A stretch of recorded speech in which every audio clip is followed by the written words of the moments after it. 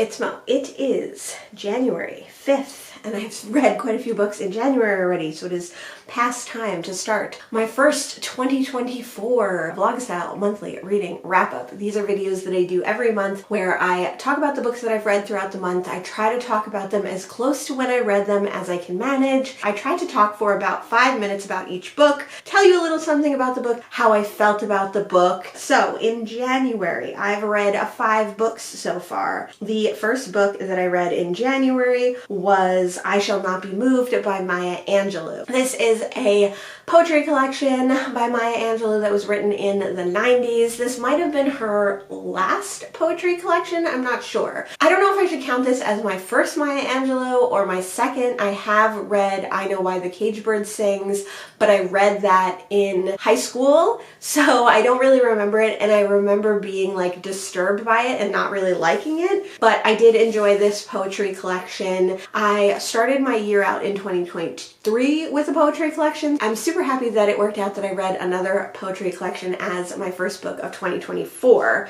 I didn't do that intentionally, but it just so happened that I was cat sitting and that I was reading some of the cat's mom's poetry collection while I was there. So I ended up reading 4 poetry books while I was cat sitting, and this one was the first one that I finished in 2024. I enjoyed this. It definitely has themes, obviously, of Black rights and of overcoming oppression and women's rights and women overcoming oppression. There weren't a ton of poems in this that I felt super close to, and some of the poems, including the titular poem, I Shall Not Be Moved, seemed to echo some of Maya Angelou's more famous poems like And Still I Rise, which was interesting, but because you've heard that poem so much, it felt a little almost as if capitalizing on something that already worked, which is not necessarily a bad thing when it comes to art, but it didn't have the same impact as it might have had if I had read this poetry collection first. The next book that I read in January of 2024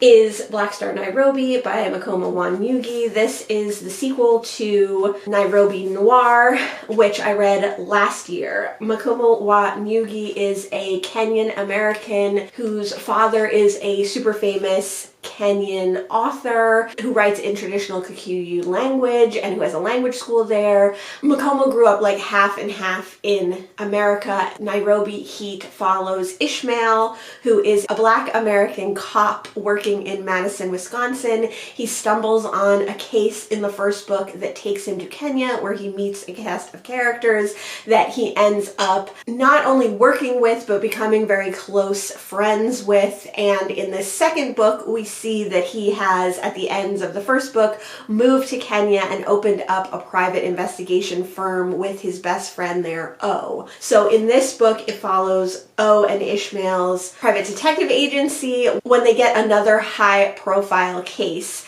and all the repercussions of that. I really like these books, even though they're kind of touted as like noir. I don't think they're necessarily in a noir style, but they are written in a very simple and clipped way. The sentences are usually quite short, and although there is a lot of talk of Kenya or wherever they happen to be in this book, they also travel to Mexico. There isn't a lot of overly descriptive passages. It's more about the politics and the emotions of the people, but told in a very simple and straightforward way. I really liked both of these. I thought they were both really compelling. I could see how with this second book, which was written in 2013, things happen very quickly, and some of that language, even though it's talking about emotions, is told in an unemotional way. I could see how people would not necessarily appreciate that, but I think these books are more like men's adventure, kind of like, you know, they're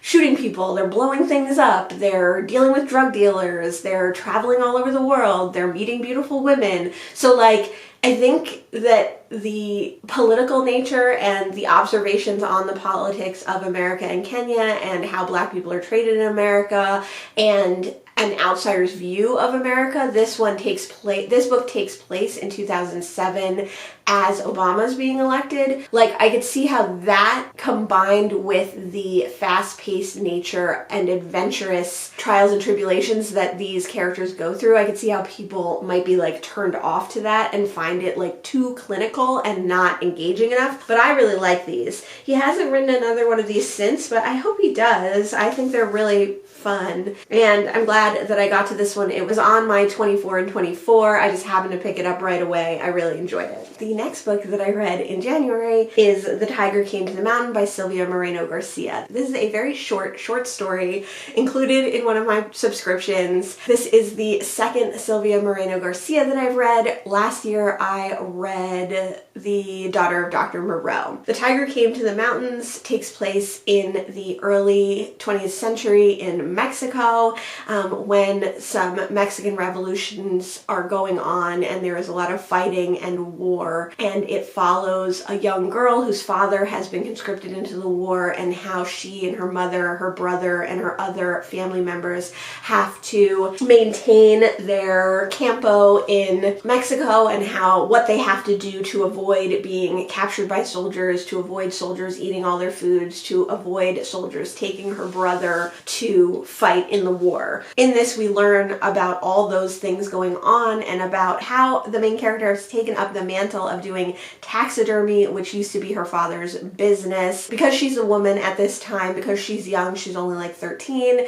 she's not able to go out and kill animals the way her father did for taxidermy, so she kind of relies on her brother and her other family members to kill things to bring back for her to practice taxidermy on. And this story kind of culminates in one night where her brother, who is actually ailing at the time, who is her best friend, and her make their way up to a cave in the mountains to avoid the soldiers coming into town and come face to face with an escaped tiger. So this is an interesting one because I've dealt with a couple of tiger books recently. I read Max and the Cats, and I also read another book very similar to this that I can't think of now. So I've read books with similar themes to this recently, and this one was interesting, but very much like The Daughter of Dr. Moreau, it didn't really like go anywhere. It didn't have any like snappy twists and turns to it. It didn't have any like literary twists and turns to it. It didn't have any exciting moments. I mean, it had exciting moments, but not in the way that maybe that story I'm thinking of was in Florida by Lauren Groff. Maybe it was a short story. But anyway, it doesn't have any of that. I don't want to say twists exactly, but like it didn't have anything that really like compelled me to the story, that like excited me. It didn't have any literary twists or turns that I was like, there's the gem in this story. There's the little shining moment that made this story totally worth it. It was just a very linear story about this family. It was interesting. It obviously highlights Mexican politics at the time and where women's roles were in Mexico and how people lived at that time, which of course is always interesting, but there was no brightness to this story. There was no light that made you want to like read this story. And I felt very much the same way about The Daughter of Dr. Moreau. I enjoyed both stories. I thought they were both interesting. I liked what they had to say about politics in Mexico. I liked what they had to say about life in Mexico at the times which they were set. But you kind of are left at the end thinking like, not only have I read this story before, but like, what's the point? What differentiates, besides the Mexican setting, this story from other stories that I've read? They weren't bad, they were fine, but they were not exciting or engaging in the way that I really hoped they would be, and in the way that I hear people talk about Silvia Moreno Garcia's work. I don't know if that's just me, and maybe she's just not the author for me. I will definitely give more of her work a try. I would like to read some of her work that's set in a little bit of a more modern time, like the one that's set in the 70s in Mexico City, or like Silver Nitrate. That makes me think too, talking about those two books, those are both like thriller slash horror books, and her most well-known book, Mexican Gothic, is like a thriller slash horror book, and these two could have been that. They could have had horrific elements, they could have had thrilling moments, but they didn't at all. Like, even the thrilling moments in The Tiger That Came to the Mountains was very lackluster. Maybe it's just me, but I will give Silvia Moreno Garcia another shot, but maybe after another shot, if I don't like that book, I won't read any more of hers. The next book that I finished in January was The Wild Iris by Louise Gluck. She is an American poet who lives in Vermont. I love Vermont. I used to go to Vermont every summer, so I was very excited to find that out while I was reading this poetry collection. All the poems are titled after flowers, plants, times in the garden, times in the day, times in the seasons. So I was surprised that so much of the poetry was like revolving around seemingly a Christian sensibility and about God and about higher power. And when I first started reading the collection, I really struggled to even read like 30% of it. But I went back the next day when I was cat sitting, and I ended up rereading all the poems and reading the entire book, and I really felt more of a connection to the botanical aspects of the poems. So whereas my first takeaway with reading this collection was very gaudy, which is not necessarily my favorite thing. I don't mind explorations of faith in poetry, obviously, or in books or anything like that. I find them very interesting. But sometimes because they are not something that I connect with deeply, it's hard for me to connect with the poetry about that. But when I went back and reread it, I really saw more of the allegory of the garden for someone growing, sprouting, learning, coming back to life, etc., through the lens more of the garden and less of the God aspect. And I really ended up enjoying it. So a lot of these poems were about flowers growing, about plants reemerging from wintertime, about plants going dormant in the fall, about summer, and I really ended up enjoying all those aspects, and I would definitely read from Louise Gluck again. I liked that she made a very clear setting of nature and the nature writing aspect of these poems. I would be interested to know if her other works of poetry are similar, or if they're more balanced in nature, or if they're more balanced with her spirituality. The next book that I finished in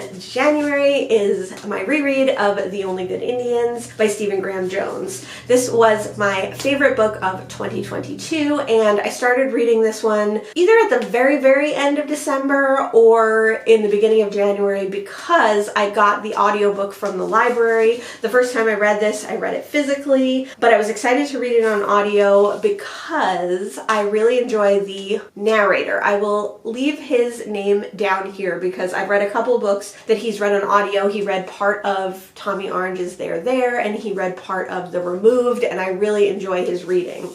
I wanted to read this, and I had put it on hold at the library for Remember December, and also just because I was rereading books that were my favorite since joining Booktube, and I'm really happy I got to this one, even if it wasn't in time for Remember December. I love this book. It still remains one of my favorites. I still think the way that Stephen Graham Jones breaks this book up to follow the different members of this friend group who made very bad decisions when they were young and all living on the reservation is really interesting. I like the way that they're all told in slightly different styles, but still seem to flow together well. So this book follows that friend group as they grow up after this bad decision that they made has changed the course of their lives, some to more or less extent. Some people have left the reservation, some people have struggled with the incident that happened back then, some people have tried to forget about it, but all have a superstition around it, and it comes back to haunt them 10 years after the incident. So yeah, I really love this one. I cried at the end again. I cried the first time too. I do think there's a section right before the end, it is the ending section, but it's right before the end where it drags just a little bit because he changes style with each section and with each person that he's following. I see why that's there, and it's almost like a section of its own, even though it ties in with the final section. So yeah, I love this one. I will continue to reread it. I'm super glad that I read it physically the first time, but on audio the second time. I think that part that dragged less for me when I read it physically. It's very horrific though. I had blocked out of my mind some of the horror elements of this book, and especially the animal violence. I remembered that there was animal violence in this, but I forgot how disturbing a lot of the animal violence is, and although most of it is not on page, the human horror, a lot of that is on page. The animal violence is off page, but it's still very scary. I was reading this while I was cat sitting, and I had to not read it while I was alone in the house because it was too frightening. So those are the first 5 books that I've read in January, and when I read some more, I will let you know. It is January 18th. I have finished quite a few more books in January that I have not talked about. The first of which you're actually sitting on right now, so I'm not going to move it, and that is Crying in H Mart by Michelle Zauner. I read this for my TBR Spin in December. You can see a whole vlog on that. You can definitely go check that out. I will leave it listed down below. Crying in H Mart is a memoir of Michelle Zauner's time soon after her mother died of cancer, and it's all about her feelings, her emotions about her mother, her relationship with her mother when Michelle was a child, and then during the entire time that her mother had cancer and Michelle went back to take care of her mother. It has a lot to do with like food and how food is important in Korean culture, and how food was important to Michelle Zauner's mother and their relationship together, as well as the relationship that Michelle has with many other people in her life. I really enjoyed this one. You can hear more of my thoughts in that vlog, so definitely check that out. I definitely did tear up. I know this is a book that usually makes everyone cry, and it was very sad. I thought Michelle's writing was really interesting. It's obvious that she is extremely talented, but I thought it was also fairly obvious that she wasn't a writer necessarily by trade, but I don't think that that hindered the book at all. I think that it helped really speak Michelle's voice during this memoir. So I would highly recommend it. It was super quick, easy to read. One thing that I thought was weird about this is I did read this book physically, and the pages in this memoir in this book are like super thick. So the entire time I was reading, I always thought I had like 2 pages together, and I would spend time like trying to get the 2 pages apart. I don't think I've ever read a book, or not recently anyway, where the pages were so extremely thick. The next book I read for Winterween, and that was What the Dead Know by Niveau. This is a short story that I get free with one of my subscriptions, and this is the first Niveau that I've ever read. I'm really interested to read a lot of Niveau's books. A lot of them seem like they'd be right up my alley, but this is the first one that I've read, and I really enjoyed it. This is a great example of why these short stories are so great and why it's hard for me to let go of that particular subscription. What the Dead Know is about 2 spiritualists who may or may not be conning people for their spiritual act, who go to a school, a religious school, to do a seance, and they encounter some horrors that they were not expecting. This is a super short novelette / short story, but it is such a all-encapsulating story. It has great atmosphere, it has character development, it has spookiness and horror, it has action. This is a great example of why these short stories work when they do work. And the next book that I read in January is the same, and it is Bloody Summer. It's part of a different collection, but from that same subscription that I get, and it is by Carmen Maria Machado. This is also the first Carmen Maria Machado that I read, and this was excellent. Excellent short story / novelette. This is about a young woman who is continuing research that her mentor has done on fairy tales and folklore in Pennsylvania having to do with a real massacre. So this is told as like a research paper / journal entries of the researcher. I would love to have read this one physically as well, I think, because I think it would have a very interesting format because it is like mixed media in some aspects. So our young researcher goes to Pennsylvania to hear the story of someone who supposedly escaped this massacre, and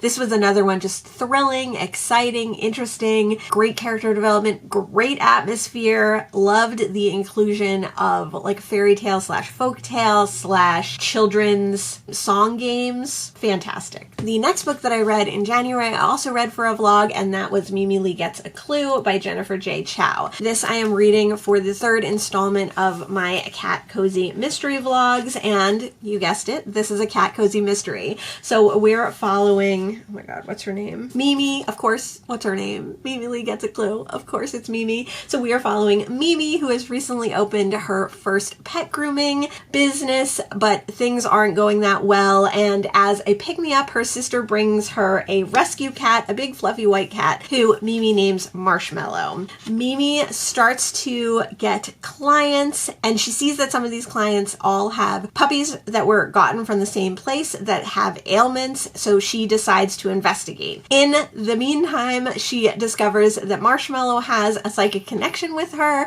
and he can speak to her psychically, so Mimi, while at first upset about this, realizes that Marshmallow can help her in her investigation, and the two go off to investigate this cruel puppy mill. There were aspects of this book that I liked. I liked the premise. I'm not sure how I feel about talking cats in my cat cozy mysteries yet. This was medium. Like, I liked that he could speak to her psychically, but no one else. Like, he wasn't just a talking cat. And I kind of liked that we didn't get his perspective. We only got Mimi's perspective when she was talking to him. But overall, this was like a very poorly written cozy mystery, and it was pretty bad. It's surprising because Jennifer J. Chow has written quite a few books, but this one felt like it was thrown together in like a weekend. It's a fairly long book, but it was super quick to read. I did end up reading this one on audio just to be able to get through it. I'd actually tried to read it twice before, and I couldn't get into it because the writing was so poor, but reading it on audio definitely made it go quicker. If you want to see more of my thoughts on this, keep your eyes peeled for that cat cozy mystery vlog, and we will discuss more of Mimi Lee Gets a Clue. The next book that I read in January I really enjoyed, and that was Diary of a Void by Emi Yagi. This is a very short Japanese translated novel. It was translated by David Boyd and Lucy North, and it is about a young woman who works in the office of a manufacturing plant, and she took the job because her previous job really wasn't treating her well. But when she gets to this new office job, she has all these tasks and expectations of her that other men in the office don't have. So she has to clean up after their meetings. She has to clean out the fridge. She has to distribute certain packages when they come around. And she doesn't really understand why she has to do it and not other people. She has to make the coffee. So one day she gets totally fed up with it, and she says that she can't do these tasks because she's pregnant and she has morning sickness, and the smells of doing certain tasks are upsetting her.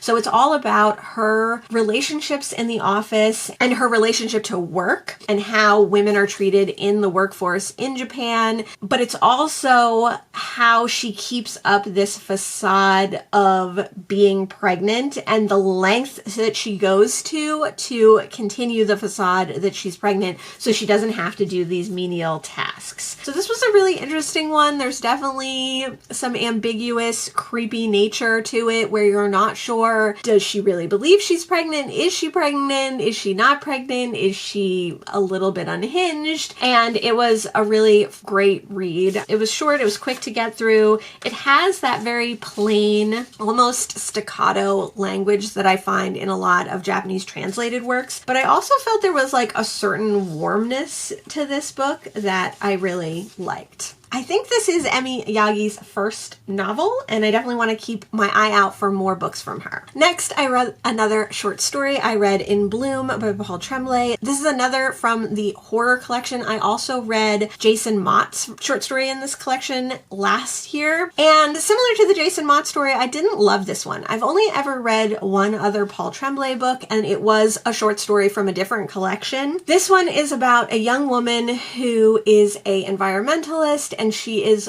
returning to New England near to her childhood vacation home to do research into algae blooms. She's an environmentalist and a journalist. She goes up there wanting to tell the story of how her parents couldn't keep their vacation home because of the toxicity of these algae blooms, and she ends up meeting someone who's run into these blooms and had his own life forever changed by them like she has. So I think the premise of this one was really interesting, and I did like some of the aspects of it. I definitely liked the East Coast vibes that it gave off, but I felt that the ending of the story was maybe too ambiguous, where the ending of the Jason Mott story was too forced and the reader was told too much. I feel like in the ending of this one, you had to kind of make your own assumptions as to what was going on, and I don't know if it like really worked. The next book that I read in January was another book that you're sitting on, and that is Part of Your World by Abby Jimenez. This one I read on audio as well. I read a lot of audiobooks so far in January. This is a romance that people were raving about last year. This is the first Abby Jimenez I've ever read, and this was on my 24 and 24 reading list because I got this last year in 2023, and I really wanted to read some of the romances, but I haven't really been in the mood for straight romances, so I kind of forced myself to read this one, and I'm happy that I did. I did enjoy Part of Your World. Part of Your World follows... what's the main character? Alexis.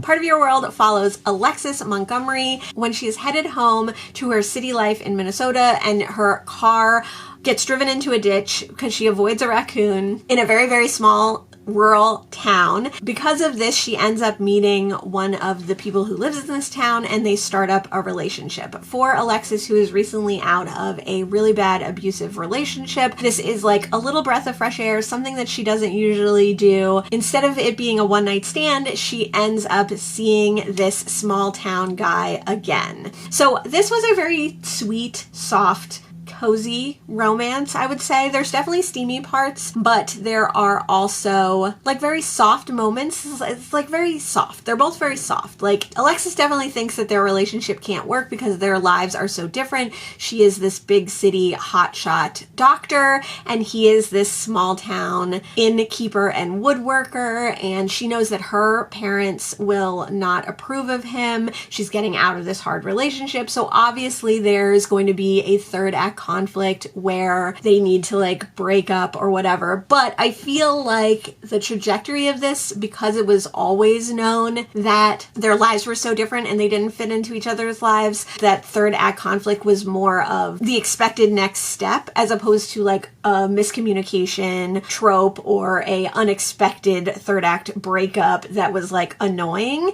I think that adds to the softness of this book because there's never like a horrible thing that happens. There's never like a huge betrayal. There's never the infuriating miscommunication that happens in so many romances. And then the ending is very soft as well. So I did enjoy this romance. I think there's a companion to this. Well, I know there's a companion novel to this called Yours Truly, and I think it follows her best friend in the hospital. And I've heard mixed things about that. Some people love, love, love it, and some people really don't like it. I think if I found it in a little free library or at a used book sale, I would give it a shot, but I'm definitely not going to go out of my way to pick up that sequel / companion. Overall, I did enjoy Part of Your World. The next book that I read in January was also an audiobook. I wanted to read another book for Japan in January, so I picked up an audio copy of Idle Burning by Rin Usami. This is also I think debut novel from a Japanese author. It was translated by Asa Yoneda, and it follows a teenage girl. She is like maybe 15 or 16 or 17, and she is obsessed with her oshi, which is what she calls her bias for a Japanese pop group. So her favorite member of this pop group, who she actually saw in a play when they were both children. He was a little bit older than her, obviously. And as she becomes a teenager and as her life gets harder, as she deals with learning disabilities and as she deals with extreme depression. She looks back at the play that she saw him in, and she looks forward to his musical career, and she becomes an obsessive fan of her Oshi in this Japanese pop group. This is all about her and her devotion to her Oshi, and how that is altered but possibly strengthened when he is accused of hitting a fan. So we're seeing the life of our young narrator and how she's really struggling in school, how she struggles to understand the depression that she suffers and the learning disabilities that she has, and how that her relationship with her mother and sister are affected by these aspects of her life, and how she really throws herself into the only thing she feels like she can control and that she can overcome, and that is protecting, loving, and taking care of her Oshi as a fan. So she's never met this person, she's never tried to meet this person, but she does have a blog dedicated to him, and she has met other fans through her love of this pop idol that she connects with on a level that is different from the people around her. So it's a really interesting look just at like teenage life in Japan, and that struggle with adolescence that people go through, and how forming those obsessions could be possibly a negative thing or possibly a positive thing. I really enjoyed this book. I thought it was really interesting, and I appreciated that although it is told by a teenage narrator, it is not a YA book, although I do think that young adults could read it and get something out of it. I think the nuances of commentary in this book are geared towards adults. And there was an interesting afterword in this story from the author about how her brother had suffered from learning disabilities and how she was extremely impatient with him the way that our main character's sister and mother are impatient with her in the story, and how later in life the author came to realize like what was going on with her brother and wishing that she had helped him more rather than disapproved of his like lack of initiative to help himself. So it was a really interesting book. I was happy to have read it, and I would definitely read more Rin Usami. The next book that I read in January was another of the short stories. I was reading these all for Winterween. This is the last story that I completed for Winterween, and it was It Waits in the Woods by Josh Malerman. This is the second Josh Malerman I've read. I also read The House at the Bottom of the Lake, and although I did enjoy that book, I thought it was a little nebulous, like a little untethered, but I do not feel that way about It Waits in the Woods. It Waits in the Woods is about a young woman. A few years ago, her sister went missing, and there was a huge manhunt in the woods in the Pacific Northwest for her sister, and during that manhunt, in one of the press conferences, our main character's parents blame her for her sister's disappearance. So ever since then, she's been working towards going back into the Pacific Northwest's woods and finding evidence of her sister's disappearance, because nothing was ever found. During one of the search parties, our main character learns that there is a myth that there is a creature in the woods who takes people, and she becomes obsessed with the idea that this is what actually happened to her sister, and she becomes obsessed with the idea of finding proof that this is what happened to her sister. So a few years later, we see her going into the woods. As the title suggests, it waits in the woods. So this was another really great addition to these short stories. It was fast-paced, it was thrilling, it was spooky, it was scary. The reader of this story was amazing. She did some voices in this which were so creepy. I was reading this on audio and I had to like stop what I was doing and like go back and re-listen to it because it like creeped me out, like spooked me out. So I definitely highly recommend It Waits in the Woods by Josh Malerman. And those were a bunch more books that I read in January, and when I read some more, I will let you know. It is January 25th, and I have read 4 more books in January. The next book that I read in January was Sourdough by Robin Sloan. This is one that I did try a chapter of not too long ago. It was really intriguing to me, so I wanted to get to it kind of soon. And now I have. Sourdough follows Lois, who is a scientist and a programmer. She's originally from Michigan, but she gets a job offer from a pneumatic arm company, a company that makes pneumatic arms for all sorts of things. Like, they want these robot arms to like take over all the menial work that people do. So that goes from like surgery to baking to cooking to making cars, all sorts of things.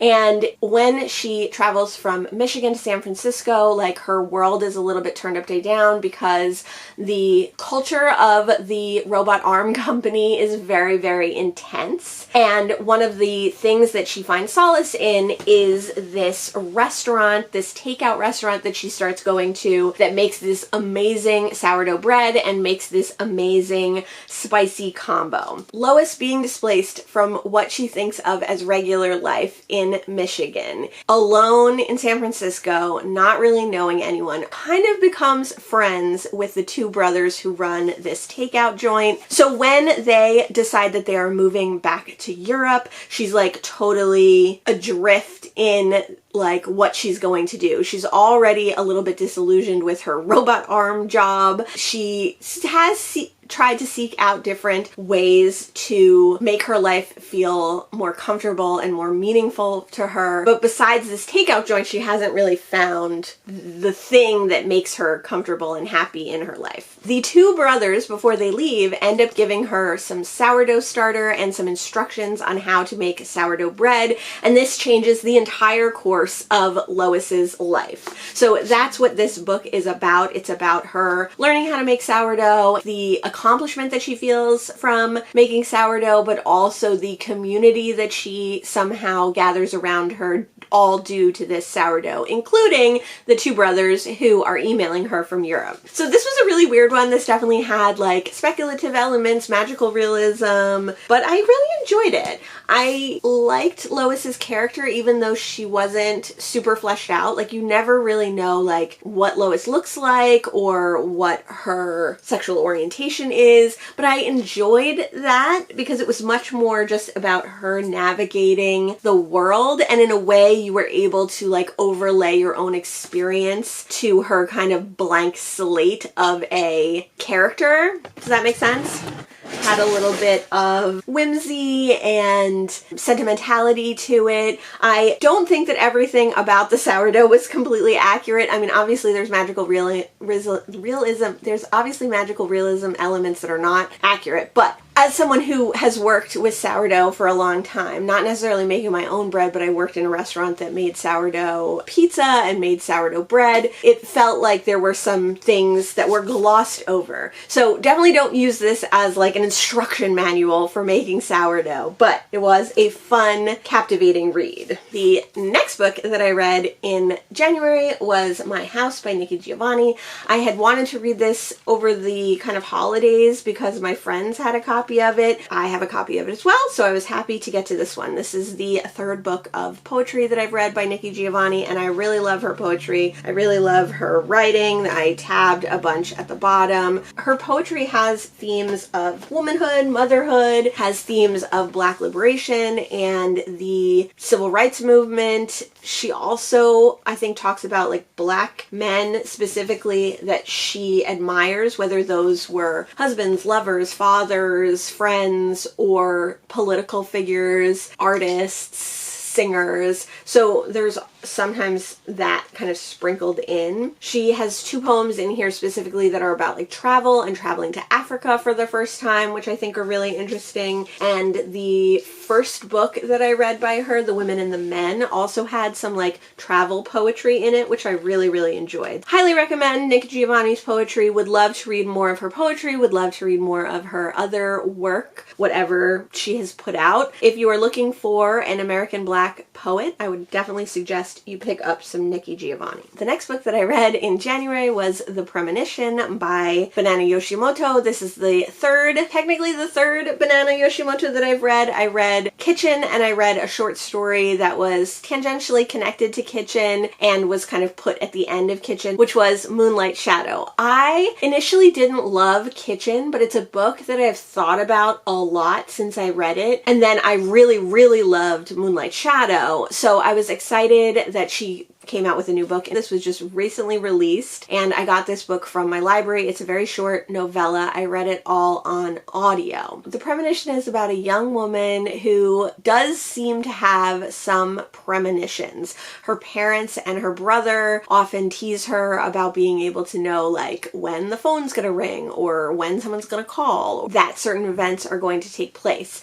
And one of the things that our main character has always noticed about herself is that she's always had visions or has envisioned people talking to her, helping her at various times in her life. So she's often felt like she has an older sister. She's often felt like she was connected to other people in some way. Part of the reason that this really gives her pause is that she can't remember like a very large chunk of her childhood. She can't remember basically anything until she was 8 or 9 years old. The first 7 or 8 years of her life are totally lost to her. And this is something that kind of plays on her mind, and combined with the premonitions that she has really makes her wonder what happened to her, why she can't remember that time, what that means for her intuitive nature. She's very close with her brother, she's close with her parents, but she often runs away from them when she needs time and space to her aunt, who lives just a little ways away and who is like 5 or 6 years older than her. So her aunt is a teacher, but she's a very strange person in that like if it's raining that day, she won't go teaching. Her house is a mess. She never does housework. She doesn't eat. She'll lay down in the middle of the floor and go to sleep sometimes. And our main character is really intrigued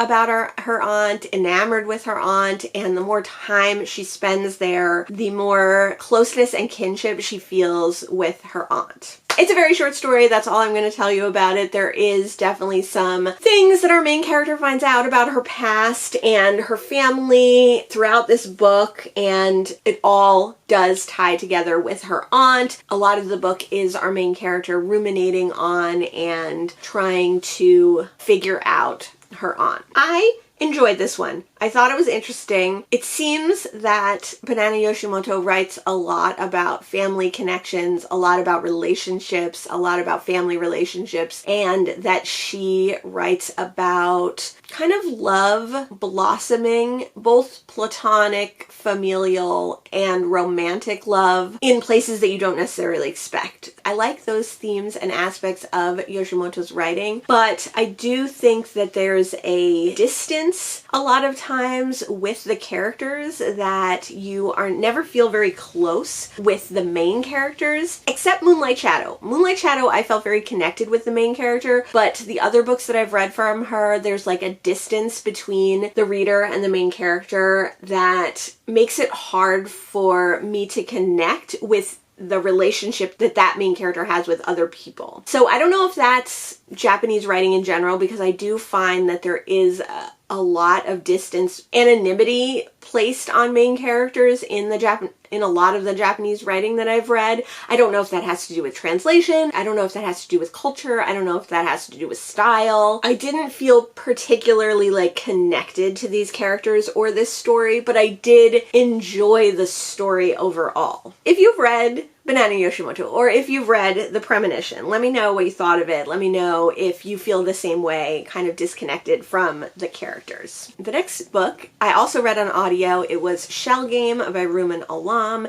This is the second Rumen Alam book that I've read. I also read Leave the World Behind. I really, really enjoyed Leave the World Behind. I didn't love every aspect of the narration of Leave the World Behind, because it does deal with multiple narrators that are all kind of like jumbled up. So in Leave the World Behind, you heard from a mother, a father, a child, a son, other people, but it was just fluid. It wasn't like you heard from the mother in one chapter, the father in the next chapter. You would hear from the mother one sentence, the son the next sentence. And some of that I didn't love. And I did feel like Shell Game, which is a short story that I got free with one of my subscriptions, has a similar fluidity of narration, but not between characters, more between just the thoughts of our main character. Shell Game is about a father who is going on vacation with his wife's twin brother and the twin brother's wife. So our main character's wife is a twin, and she always kind of says that her and her brother need twin time. So even though the main character doesn't really like the brother, doesn't really get along with the wife, his sister-in-law, he takes them on this vacation. They have to be mindful because the brother doesn't often have a lot of money, and through the vacation, our main character kind of learns that the brother is always like scheming and working on things, but those things never come to fruition. And this is something that his wife understands about her twin and just kind of accepts. So it's all from the perspective of the main character, the husband, and almost entirely in his head about what his thoughts are on his wife, what his thoughts are on the twin, what his thoughts are on being a father, what his thoughts are on his sister-in-law, what his thoughts are on like down to the lifeguard of the resort that they're staying at. This story is just about his thoughts on all those different like relationships, whether they be strong or, you know, fleeting. There was a couple of strange things that happen over this story that you're not sure what to make of necessarily and give you like an unsettling feeling. So that was similar to Leave the World Behind in some respects. Leave the World Behind is like very unsettling,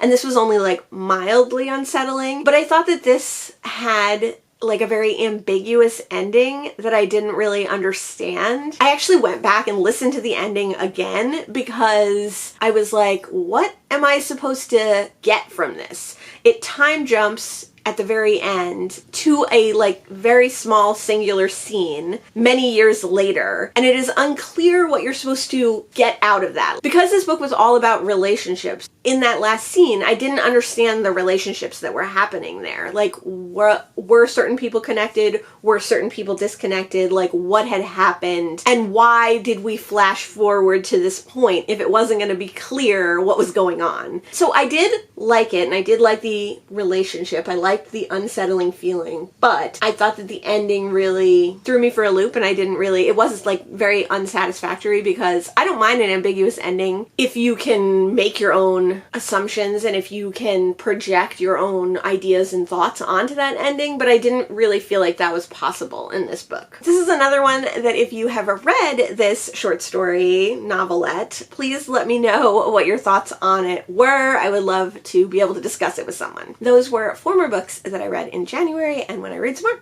I will let you know. It is February, and I finished 2 more books in January. I finished The Age of Innocence by Edith Wharton.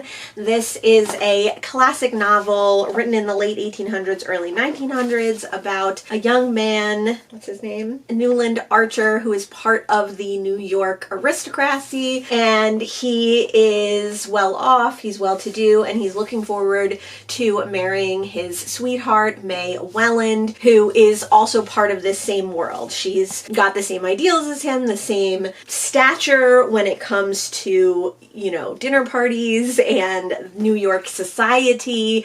And so he thinks that she'll make like a great wife. Her cousin comes into town, and when this happens, it kind of throws everything that Newland's been working for into disarray. He knows that the cousin is estranged from her husband, and she's kind of got a European spirit, and she doesn't really fit in with New York society and with this lifestyle that Newland has created and curated and lived with in his life. So he feels like he needs to move up the proposal to May, and he needs to kind of rush the wedding and get things done so that this scandal that might follow May's cousin doesn't follow them into marriage. Everything in Newland's life is very much about appearances and how you're supposed to do things and what what should be done and what's the correct way to do things. When the Countess Ellen Osaka, the cousin, comes into the picture, she does not have the same ideas. She wasn't raised with the same ideals, and so it kind of throws the New York scene into a turmoil. And Newland starts to think about ways that maybe he differs from New York society. Maybe he differs from his upbringing. Maybe he believes in other things. Maybe he believes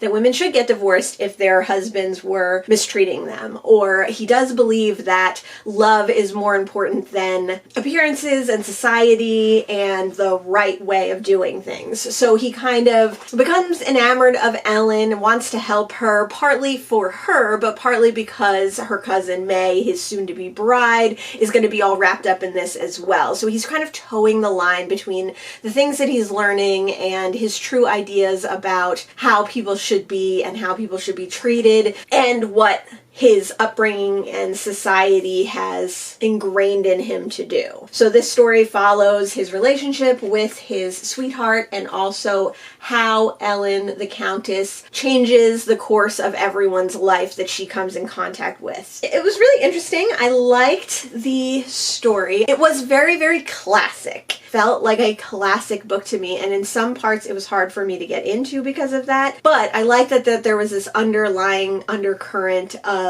bucking society, of doing what you wanted to do, of the consequences of that if you choose to go against society, if you choose to go against the things that you've learned, if you choose love over normality or over social norms, that you might end up unhappier for it, or that it might not end up the way that you hoped. So it was interesting, and I thought the ending was very interesting, and that some people make the choice to change their lives and some people choose not to, or the choice is made for them, and maybe they're not worse for it, maybe they're better for it if they live the conventional life, if they live the way that they were supposed to live, and that maybe they would choose that again when they have the opportunity to potentially follow their heart. They choose not to, because not doing so is the safer option. So this is the second Edith Wharton that I've read, and I think that it does follow a lot of the themes as the first. The first book that I read by her was Ethan Frome, which I really, really liked. Ethan Frome just felt so much more modern. It felt so much more contemporary, and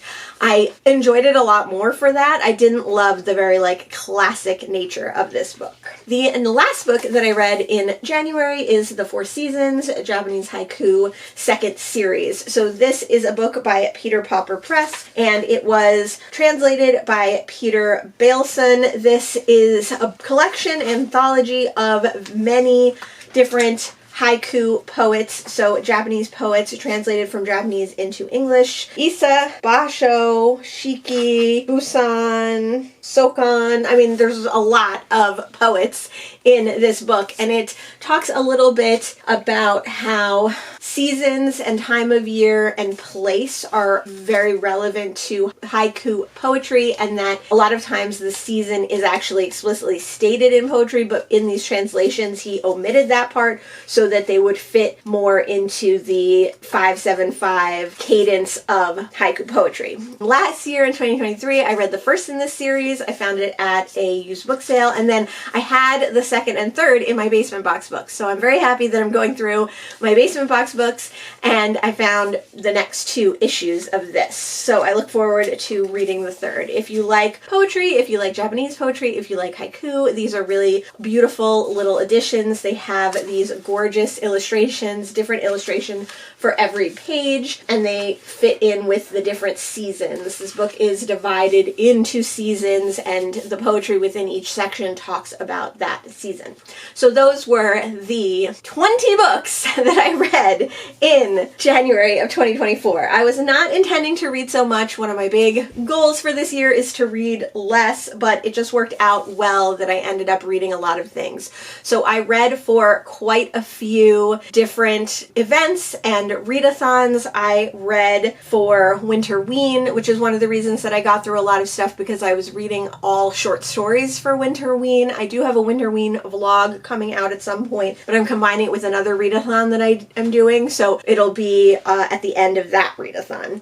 I also read a few books that were on my end of year TBR. I read some classics. I read some translated works. I read works by people of color. I read works by Black authors. I read nonfiction. I read a book that I did a try a chapter of. I did a reread of one of my favorite books since joining Booktube. I read a cat cozy mystery that will also have a vlog coming out soon. I did read for Japan in January, so I read quite a few Japanese translated works. I read a Savidge Prompt book. I did end up trying to finish a DNF. In January, I always like to finish some DNFs from other years or previous years, but I ended up DNFing that book again. So when I do another DNF video, I will talk about that book. But yeah, so I wanted to do that, but it didn't work out quite the way I was hoping. But I had an amazing reading month. Did I read too much? Did I read 20 books when I am trying to read less books each month? Yes, but I'm super happy that I did. It was an incredible reading month. And January felt like it was like 65 days long. So I feel like 20 books in 65 days is not actually that many. I'm super happy to have started 2024 off so strong. Please let me know if you've read any of the books that I read here. Let me know what you thought of them. Let me know what your best book of January 2024 was. I would love to know how you started off the year. Thanks so much for joining me today, and I'll see you in the next one. Bye.